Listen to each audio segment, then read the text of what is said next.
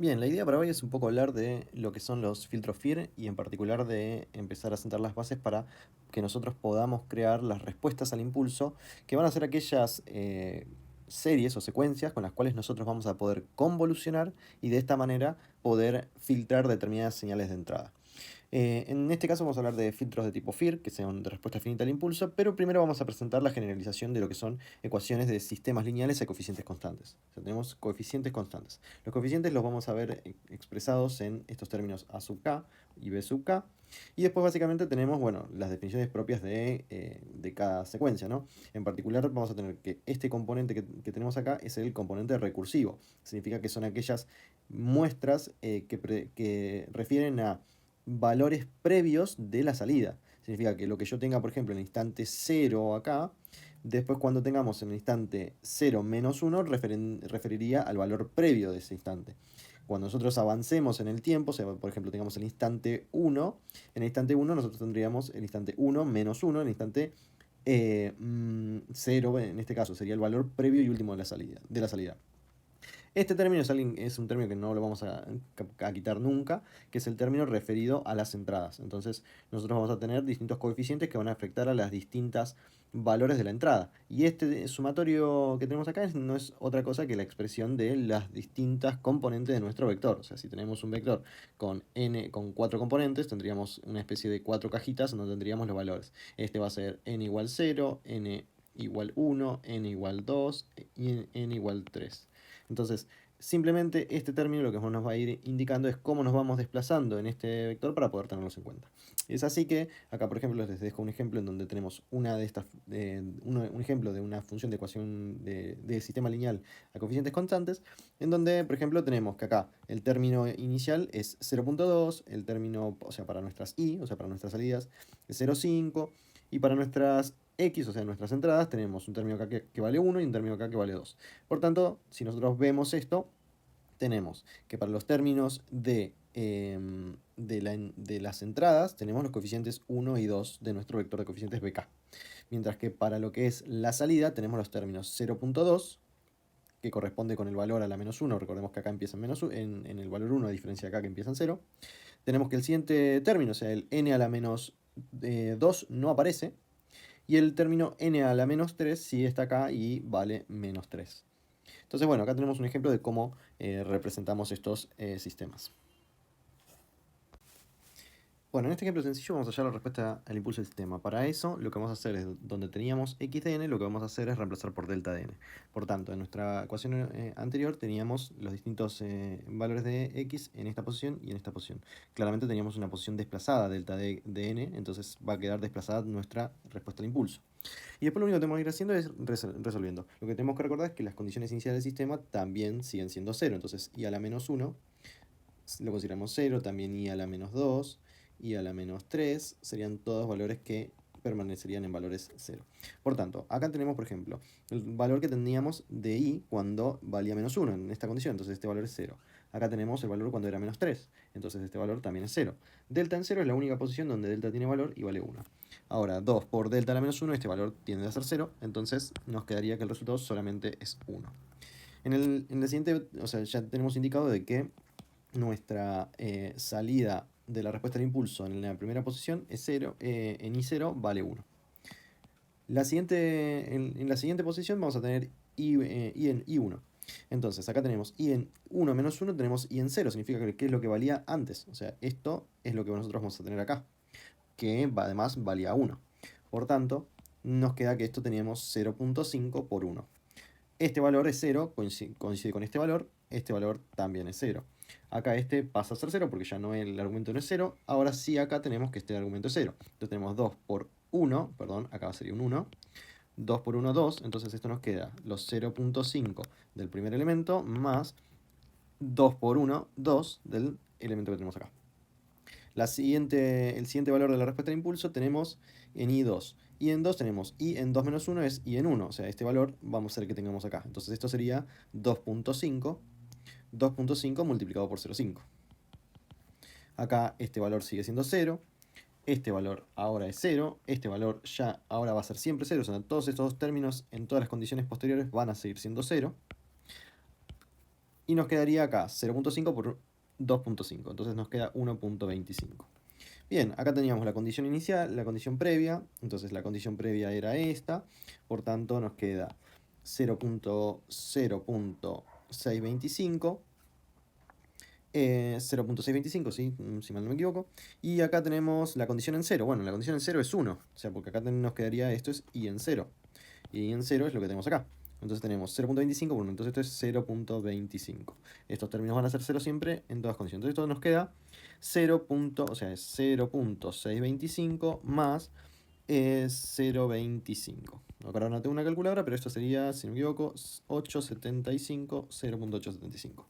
Bueno, si nosotros continuamos replicando tanto para i igual 4, i igual 5, lo primero que tenemos que darnos cuenta es que, bueno, siempre son, como tenemos términos que multiplican que son menores que 1, este valor va a ir decreciendo, pero siempre se va a aproximar a 0, pero nunca va a llegar a 0 completamente. Esto se debe a que estas componentes de i que permanecen en el sistema, lo que nos están haciendo es que el sistema tenga lo que se llama una respuesta infinita al impulso. O sea, este es un sistema que sería de tipo IIR. Bien, pero el caso que vamos a analizar esta vez es el caso de los filtros de tipo FIR, o sea que su respuesta sea finita al impulso. Por tanto, no podemos tener esta condición en donde la salida a medida que, o sea, no podemos tener una respuesta infinita al impulso. O sea, si nosotros reemplazamos nuestras x por un delta, no corresponde de que a pesar de que vayamos incrementando el número de n, la señal siga teniendo valores. O sea, estaríamos en una condición que sería algo así, ¿no? O sea, tenemos un valor inicial y nuestra respuesta al impulso, si bien, por ejemplo, puede ir tendiendo a 0, tiene un valor que es asintóticamente, lleva asintóticamente a 0. Lo ideal en el caso de los filtros FIR es que nuestra respuesta al impulso sea, por ejemplo, no sé, o sea, algo así.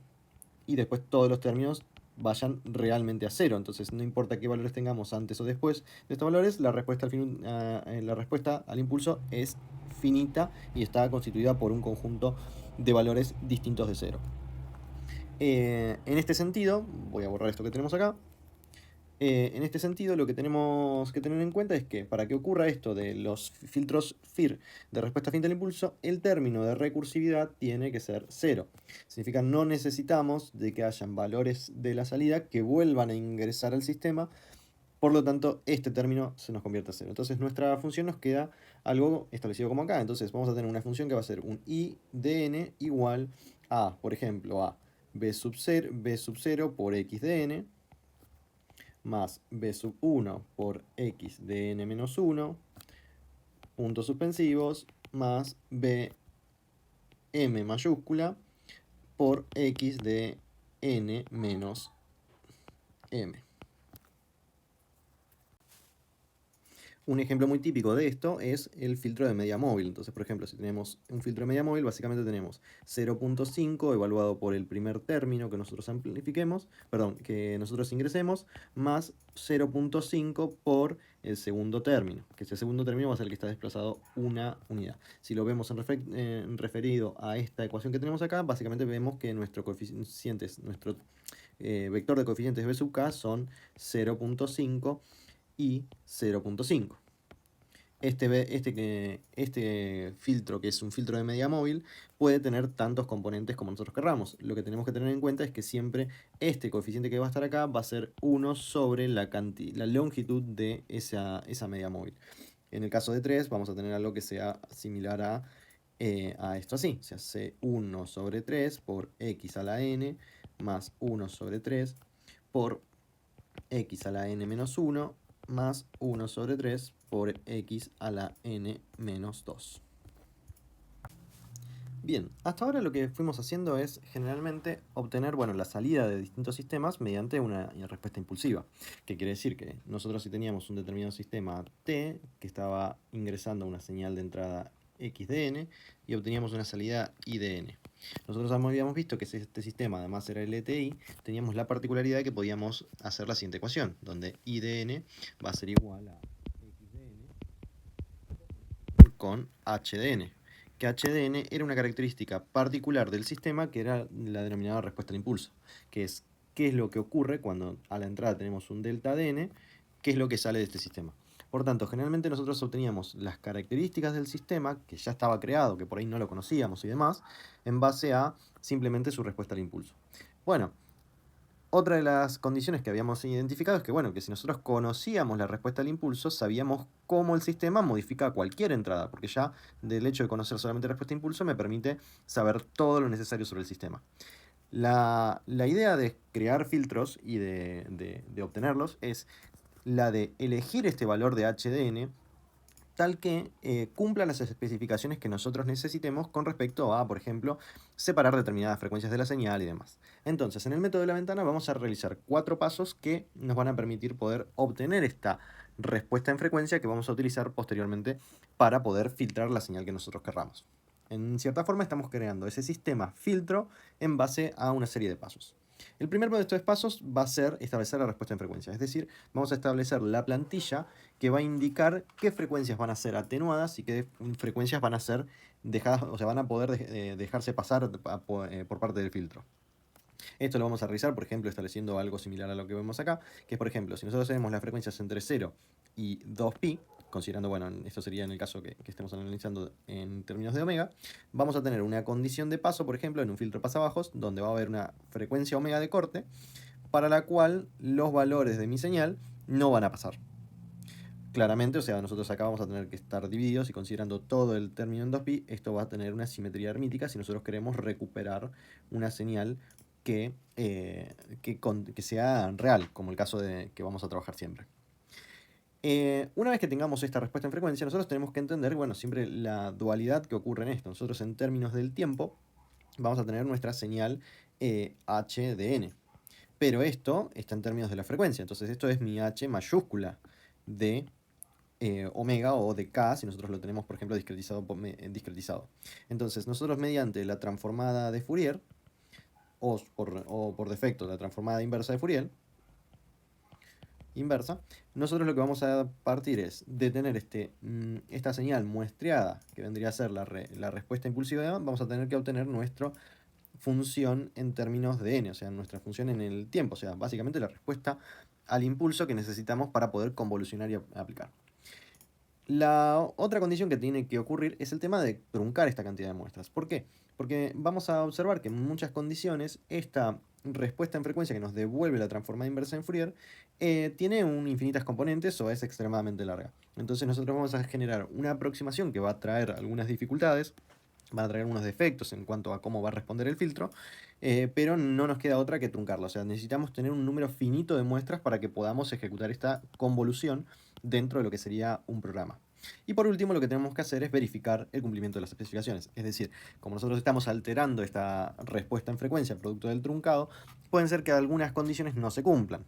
Ahora vamos a ver bien cómo de establecer la respuesta en frecuencia. Bien, como dijimos previamente, la respuesta en frecuencia es una característica propia de los sistemas y es simplemente, o sea, la forma más sencilla de explicarlo es la transformada de Fourier de la respuesta al impulso.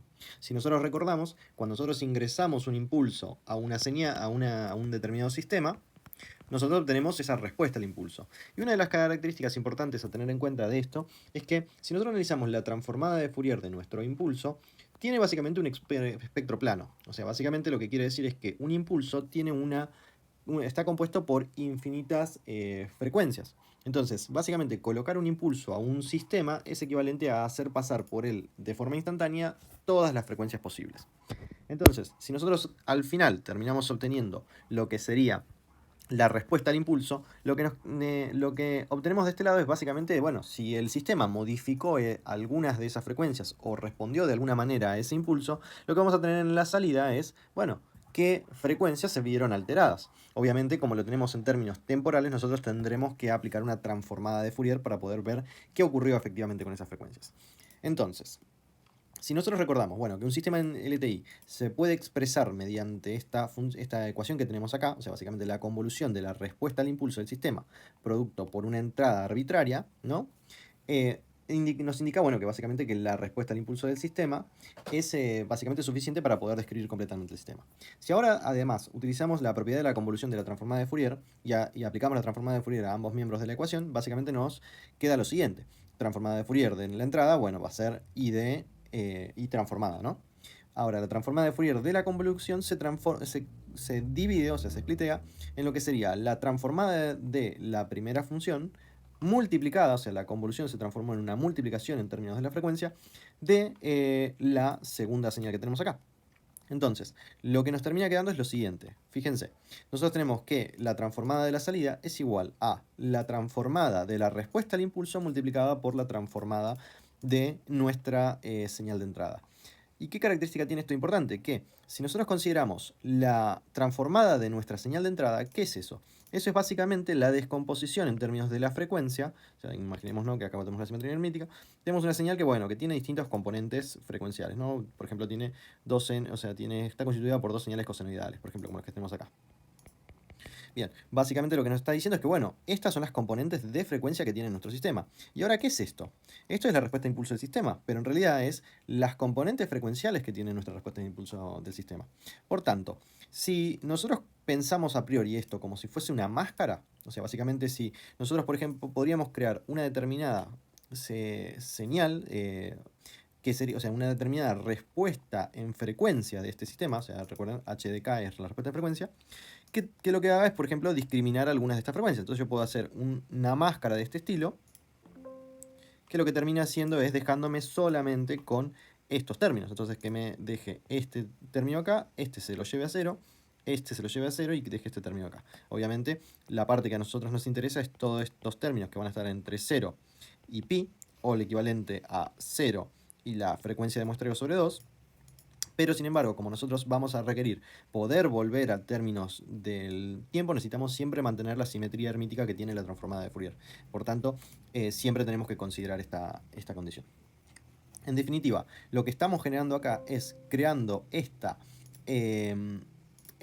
máscara, o sea, esta máscara que vamos a llamar respuesta en frecuencia, que lo que va a hacer es alterar, amplificando o atenuando condiciones particulares ya implícitas en la señal. ¿Por qué? Porque al tener una máscara yo puedo multiplicar elementos por 0, puedo amplificarlos mediante multiplicaciones por elementos que sean mayores a 1 y demás, pero si la función original no tiene componentes de la frecuencia en su composición, yo no puedo crear cosas nuevas. Entonces, un filtro va a poder atenuar o amplificar características que ya sean propias de la señal, pero no va a poder crear cosas nuevas. Bien, acá tenemos lo que representaría un esquema de una respuesta en frecuencia real comparada con ideal. La respuesta en frecuencia ideal, lo principal que va a tener es esta condición de corte abrupto, ¿no? Entonces va a haber una separación de una frecuencia de corte determinada, en donde va a haber una banda de paso, que es todo lo que el filtro va a multiplicar por 1, básicamente, y va a haber una condición directa de lo que va a ser la banda atenuada. O sea, significa que va a terminar transformando en cero todas las frecuencias que parten desde esa frecuencia de corte que corresponde con... Entonces todo esto tendería a cero. Recordemos acá que nosotros estamos viendo la mitad de la función transferencia, perdón, de la función de la respuesta en frecuencia. Este valor que tenemos acá equivaldría a pi en caso de tomar en la frecuencia, y si no sería f sobre 2, o sea, la frecuencia de Nyquist. Lo que tenemos que considerar acá es que, bueno, la realidad es que cuando nosotros utilicemos el método de la ventana, no se nos va a generar un filtro de tipo ideal, sino que va a haber un filtro real. Ese filtro real se produce debido a el truncamiento de esa ventana y que uno no cuenta con infinitas componentes para describirla. Ese filtro real es el que vemos acá, que está en color rojo, ¿no? Ese filtro ya no va a tener una excursión abrupta entre lo que sería la banda de paso, todo esto que dejamos pasar, no hay una excursión directa a una banda atenuada, sino que aparece lo que sería una banda de transición.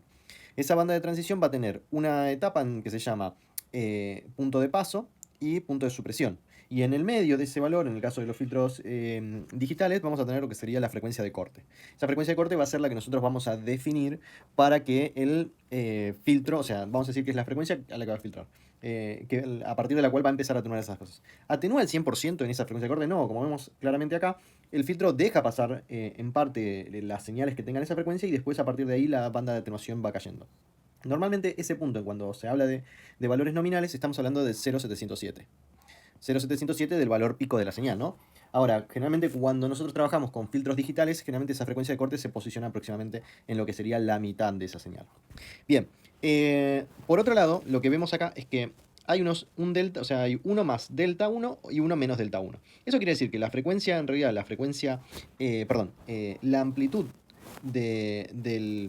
del filtro en la banda de paso, que debería ser 1, vamos a ver que producto de estos rizos que aparecen, que son exactamente los mismos rizos que aparecían cuando nosotros hacíamos la transformada de la onda cuadrada, que nos quedaba algo muy parecido a una sinc, y aparecían unos rizos laterales producto de truncarlo, o sea, de tener una ventana cuadrada que corresponde a el truncamiento de una señal. Bueno, ocurre algo muy parecido en este caso del filtro, porque si analizamos bien, esto no deja de ser una ventana cuadrada. Si nosotros viéramos el caso opuesto, tenemos una ventana cuadrada propiamente dicha. Por tanto, tiene lógica de que ocurran este tipo de rizos. Bien, entonces, repasando un poco, las condiciones importantes para tener en cuenta. Bueno, el filtro ideal va a tener una caída abrupta. Eso no es lograble mediante el método de la ventana. Lo que vamos a tener es un filtro real, que va a tener constituido partes conocidas denominadas banda de paso, aquellas bandas, o sea, aquellas frecuencias en las cuales el filtro va a dejar pasar. Una banda de transición, que va a estar caracterizada por esta pendiente, que va a ocupar un determinado rango de frecuencias, una banda de frecuencias, y que vamos a ver después qué condiciones hacen que esto sea más estrecho o más amplio. Y una banda atenuada, que sería la banda en donde el filtro ya empieza a trabajar suficientemente bien y que prácticamente llega a cero o un valor muy significativo para poder atenuar esas frecuencias. De acá tendríamos que tener en cuenta, bueno, los nombres de omega de paso, o sea, la frecuencia de paso, la omega de corte y la omega de rechazo. Bien, entonces, una vez que nosotros definimos la respuesta en frecuencia deseada, por ejemplo, en este caso vamos a probar una respuesta en frecuencia para obtener un filtro pasabajos, veamos que nosotros vamos a tener que hay una frecuencia de corte que va a estar desde 0 hasta esta frecuencia de corte, se dejan pasar las frecuencias. Ahora, desde la frecuencia de corte hasta pi, lo que es equivalente, recordemos que en el caso de que esto esté nombrado en funciones de la frecuencia de muestreo, recuerden que esta es la frecuencia de Nyquist, o sea, es la frecuencia de muestreo sobre 2. Ahora, esto va a ser la frecuencia de corte sobre la frecuencia de muestreo.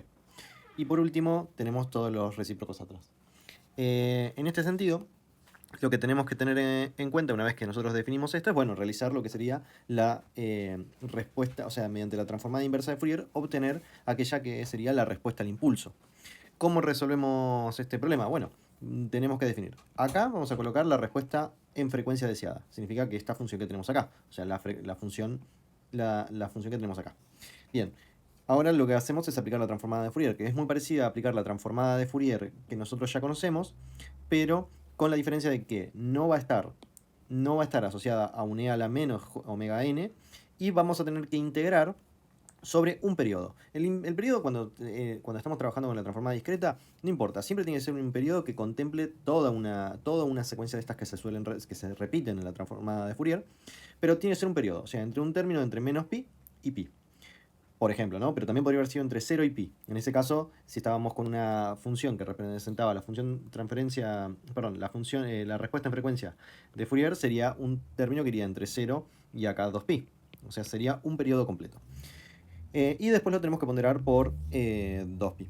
Entonces, para resolver esto, lo que tenemos que considerar es que, bueno, que a nosotros nos va a importar solamente todo lo que esté entre omega c y menos omega c y omega c, porque todos los demás términos son 0. Entonces esta integral para todos los elementos que no sean dentro del intervalo menos omega c y omega c van a ser 0. Entonces podemos perfectamente modificar los intervalos de integración entre estos valores y decir que nuestro o sea, nuestra respuesta en frecuencia va a valer 1 en este sentido.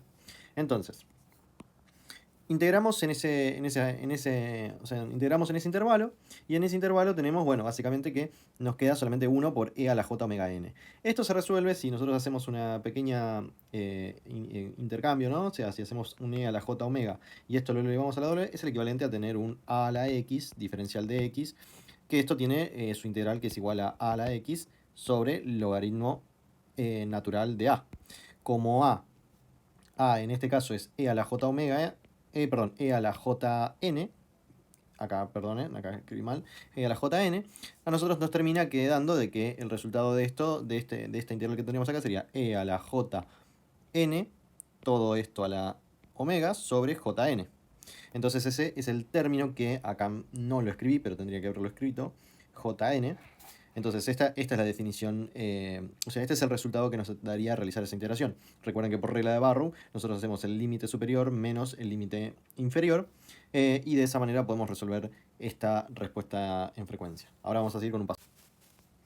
Bien, entonces acá tenemos la expresión a la que llegamos. Entonces, si operamos un poquito y considerado que si tenemos e a la i z, mediante, o sea, desarrollando por identidad de Euler, definimos que es coseno de z más i seno de z, y esto lo llamamos ecuación 1, y también consideramos que e a la menos i de z es equivalente a tener coseno de z menos i seno de z, y esta la llamamos 2, haciendo 1 menos 2, nos queda que e a la i de z menos e a la menos i de z, nos queda, el coseno se eliminan porque nos quedan restando y nos queda i seno de z más i seno de z y seno de z. Entonces, esto nos quedaría algo que sería i de z menos e a la menos i de z es igual a 2i seno de z. Que si operamos, y esto lo llevamos a hacer básicamente que seno de z sea igual a la diferencia de estas dos exponenciales complejas, i de z menos e a la i de z negativo sobre 2i. Que bueno, si nosotros vemos, por ejemplo, que acá en esta función, bueno, acá tenemos las dos exponenciales complejas con incluso el signo negativo. Y si agarramos este término 2 y este j, nos termina quedando que toda esta expresión que tenemos acá es equivalente a tener seno. Básicamente sería equivalente a tener esto que está acá. No sería otra cosa que tener el seno de omega c por n. Para continuar, lo que realizamos es multiplicar tanto numerador como denominador de la ecuación resultante por omega c sobre pi. De esta manera nosotros podemos empezar, y bueno, y adicionalmente también dentro del argumento vamos a hacer pi sobre pi para poder quedarnos con una igualdad similar. En este caso lo que termina quedándonos es omega c sobre pi multiplicado por seno de pi omega cn sobre pi, y el otro término que está en la parte inferior nos termina quedando omega c sobre pi. Si tachamos los pi nos quedan este término que está acá, que es exactamente el mismo que acá. Y esto tiene exactamente la misma forma de, de la función sinc. Que la función sinc es de x, por ejemplo, es igual al seno de x sobre un término que es x. Entonces, siendo que tanto este término es igual que este término, podemos decir que, bueno, nos quedaría el sinc de omega c. Resumiendo, nosotros lo que tenemos es la respuesta en frecuencias que creamos, que básicamente corresponde con aquellas frecuencias que nosotros dejamos pasar y aquellas frecuencias que nosotros dejamos dejar fuera, ¿no? O sea, que vemos que esta zona que está entre la frecuencia de corte y, bueno, en este valor sería la pi, dado que es la mitad de la respuesta en frecuencia que nosotros deberemos antitransformar. Este sería lo que sería nuestra plantilla que tendríamos que aplicar a cualquier señal que ingrese al sistema de manera tal de eliminar las frecuencias que no deseamos. Cuando hicimos la fórmula analítica de esta ventana cuadrada, vimos que nos daba este resultado, aplicando la IFFT, o sea, o la transformada inversa de Fourier, o la transformada inversa rápida de Fourier. Cualquiera de los métodos nos da el mismo resultado. Entonces partimos de esta forma de ventana y llegamos a esta función que tenemos acá. Esa función, como ustedes ya la conocen, tiene la forma de una sinc. La sinc tiene dos particularidades que nos van a complicar a la hora de aplicar esto para la generación de filtros. La primera particularidad es que ustedes ya saben que esto tiene infinitas componentes, o sea, nosotros no vemos limitado el valor de n. La segunda problemática es que es no causal, significa que tiene valores que preceden a la entrada, ¿no es cierto? O sea, todos estos valores que son negativos dentro de cualquier sistema implicaría conocer valores futuros de la entrada. Bien, para resolver estos dos problemas que tenemos, que son de que la señal en realidad es infinita y además es no causal, significa que los resultados dependen de valores futuros de la salida, producto de estas componentes que están detrás del cero, ¿no? Recuerden que nosotros generalmente trabajamos con sistemas causales para que no dependamos de estas muestras que no conocemos.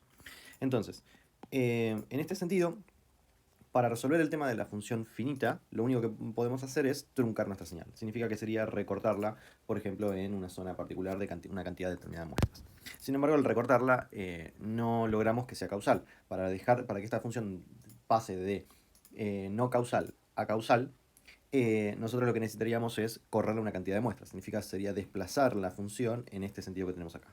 ¿Cuánto lo deberíamos desplazar? Bueno, dependerá de la cantidad de muestras que yo trunque. Si trunco m muestras la señal, significa que mi filtro va a tener m cantidad de muestras, tendré que desplazarla m menos 1 muestras sobre 2, considerando de que vamos a utilizar siempre números impares para m, para que nosotros siempre nos quede una cantidad de muestras. Recuerden que vamos a estar dentro del ámbito de los discretos. Entonces, de la secuencia analítica que obtuvimos, que es esta que tenemos acá, lo que vamos a llevar es a la función a tener esta que tenemos acá. Sin embargo, ustedes ya irán viendo, por ejemplo, de que aparecen estos cambios abruptos en la señal producto de haberla truncado y bueno, considerando de que la sync tiene infinitas componentes. Entonces, en realidad le estamos quitando componentes frecuenciales a la señal. Esas componentes frecuenciales lo que van a hacer es que ya dejemos de tener un filtro que sea de estas características ideales, en donde la caída abrupta de la frecuencia de corte sea totalmente abrupta, para generar una respuesta en frecuencia que tendrá una forma más parecida a lo que tenemos acá, en donde ya la caída abrupta desaparece y aparece una pendiente. Y después aparecen estos rizos en las esquinas laterales, producto de haber hecho ese recorte de frecuencias.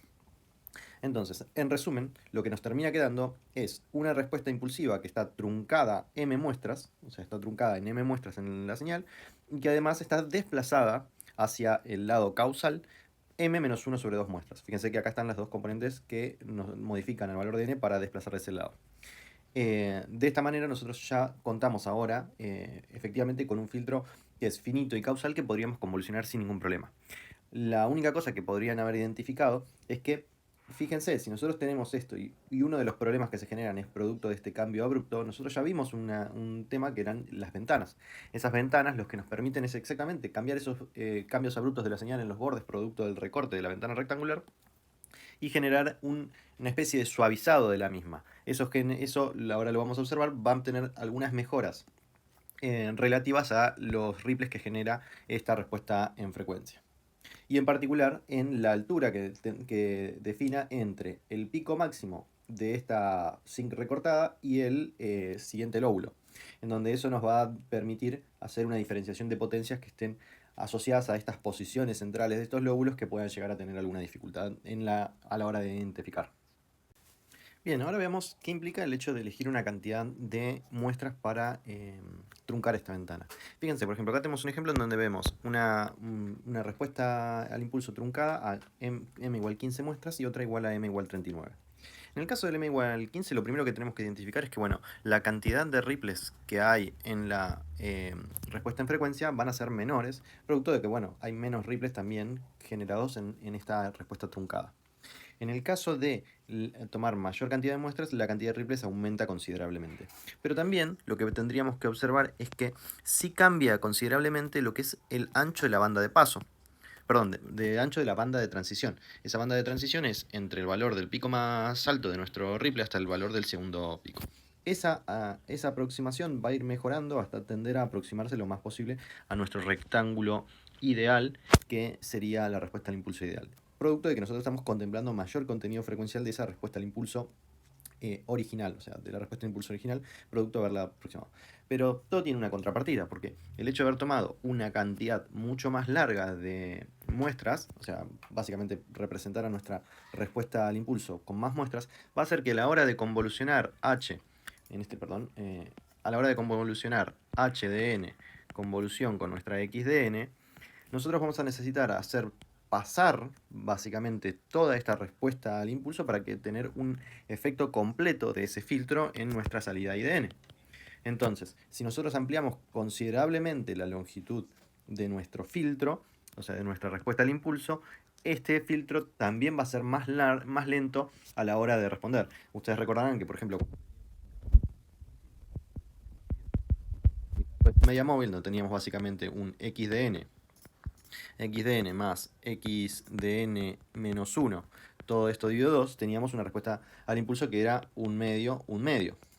Bueno, eso lo que implicaba es que estas dos componentes de mi señal hacían que el filtro pasara completamente y ya tuviese la respuesta esperada cuando ocurrieran dos muestras completas. O sea, cuando pasen dos muestras, la muestra actual más la muestra previa de nuestra salida, simplemente es suficiente como para que nuestro filtro ya nos entregue una salida válida con el funcionamiento completo. Acá ocurre exactamente lo mismo. Si nosotros tenemos 15 muestras en nuestra señal, serán 15 componentes que de la respuesta al impulso, que corresponden con cada uno de estos valores de nuestra señal, y lo que nos terminaría resultando es en un filtro que va a tardar 15 muestras por lo menos para poder tener una señal válida, o sea, una señal por la cual el filtro pasó completamente. Algo que nos queda indicar es este delta 1, que lo hace referencia a el efecto que se genera entre la diferencia entre el lóbulo principal y el lóbulo secundario. Bueno, a pesar de nosotros ir incrementando la longitud del filtro, ese lóbulo simplemente depende de esa diferencia entre el lóbulo principal y el lóbulo secundario. Entonces, aunque nosotros aumentemos el tamaño del filtro, la forma de la zinc y la relación entre esos lóbulos no cambia, entonces este delta se mantiene constante. La forma que tenemos para poder modificar ese lóbulo, o sea, ese ripple inicial que a veces molesta porque va a generar una ganancia superior a 1, muy próxima a la frecuencia de corte, es simplemente enventanando la señal. En el caso del enventanado de la señal, lo que vamos a hacer es, a esta señal que tenía estos extremos truncados, los vamos a afectar por alguna ventana como las que ya hemos visto. Acá tenemos un ejemplo, por ejemplo, una ventana de Blackman, ¿no? Esa ventana de Blackman lo que va a hacer es atenuar esa sync, o sea, esa función sync que teníamos y llevar a que sean efectivamente cero sus extremos. Entonces, de tener una ventana con esta cantidad de vista en la parte, como se ve acá en la superior, vamos a tener una ventana que está mucho más atenuada y es mucho más suave ese transcurso de señales. Lo que sí tenemos que darnos cuenta es que ocurre lo siguiente. Fíjense el ancho de esa banda de transición. Al haberse modificado de esa manera la forma en la que va a decaer esa frecuencia va a verse afectada y no va a ser tan rápida la respuesta del filtro en esa frecuencia de corte. Entonces tenemos una contrapartida, ¿no? O sea, podemos mejorar mucho la banda, o sea, lo pareja que sea la banda de paso y la banda de rechazo, con la contrapartida de que aumentamos ligeramente el ancho de la banda de transición. Bien, la pregunta que nos hacemos inmediatamente es, bueno, ¿qué ventana utilizar? Bueno, eso dependerá de las especificaciones del filtro que vamos a hacer. Entonces, si nosotros tenemos alguna especificación de filtro que requiere alguna característica relacionada con el ancho de la banda de paso, el ancho de la banda de transición, el valor de los ripples máximos admitidos para la banda de supresión y demás, van a estar definidos y eso va a hacer que nosotros tengamos que elegir entre una u otra ventana para poder llegar a esas especificaciones. Entonces, acá hay un ejemplo en donde, por ejemplo, nos dice que los deltas, o sea, la variación que tengamos entre mi banda de paso y el valor pico que puede generar uno de estos lóbulos, tiene que estar en el orden de 0.01. La forma de calcular esto es básicamente sacando el 20 logaritmo, 20 log 10 de este valor que tenemos acá, 0.01. Esto nos daría aproximadamente un valor de 40. Estos 40 son 40 en dBs. Ahora, estos 40 dB que están asociados a estos tiene que ver con, bueno, si esto es delta 0, significa cuánto es el valor atenuado de esa banda de paso. Y si mi filtro dice que tiene que ser al menos 40 dB, nosotros tendremos que buscar en esta tabla, ver, bueno, la banda de atenuación. ¿Qué valores me da según la ventana que tenemos? La rectangular me da una caída de 20,9 dB. Ahora, recién la primera que logra tener una atenuación que es de por lo menos 40 dB es esta ventana que tenemos acá, una ventana de Hamming. Perdón, de Hanning. Entonces, esa es una de las primeras cuestiones a tener en cuenta. La siguiente es, bueno, ver bien el ancho de la banda de paso. Entonces, fíjense, si nosotros tenemos omega p, que es el inicio de esta banda de paso, y después tenemos omega s, que es el fin de la banda de transición, nosotros tenemos para obtener nuestro omega c es simplemente la mitad entre estos dos valores. Entonces, esto sobre esto nos daría omega c. En este caso, si nosotros tenemos 0,3, 0,6 es 0,9, entonces esto nos termina quedando 0.45